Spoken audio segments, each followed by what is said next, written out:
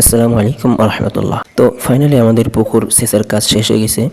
তো এখন আমরা যে মাছগুলো পেয়েছি, আমাদের মাছগুলো এখন ড্রামজাত করা হচ্ছে। অর্থাৎ আমরা এই ড্রামজাত করে আমরা এই মাছগুলো এখন আমাদের আড়তে বিক্রি করতে নিয়ে যাব।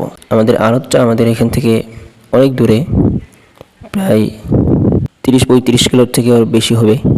এখন যে মাছগুলো দেখতে পাচ্ছেন এগুলো হচ্ছে গুনে গুনে ড্রামজাত করা হচ্ছে। এ গুনার একটাই উদ্দেশ্য যে আমরা ছাড়ার সময় কয় পিস মাছ পুকুরে ছাড়লাম এবং ওঠানোর সময় কয় পিস মাছ ওঠাতে পারলাম, কয় পিস মাছ আমরা পেলাম, এটাই হচ্ছে আমাদের এই গুনে ওঠানোর মূল উদ্দেশ্য।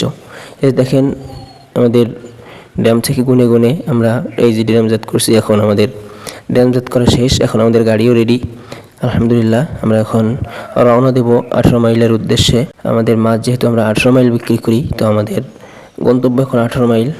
তো আলহামদুলিল্লাহ অবশেষে আমাদের 18 মাইল যাত্রার গাড়িও রেডি হয়ে গেছে, মাছও ড্রামজাত করা শেষ। এখন আমরা 18 মাইলের উদ্দেশ্যে রওনা দিয়েছি।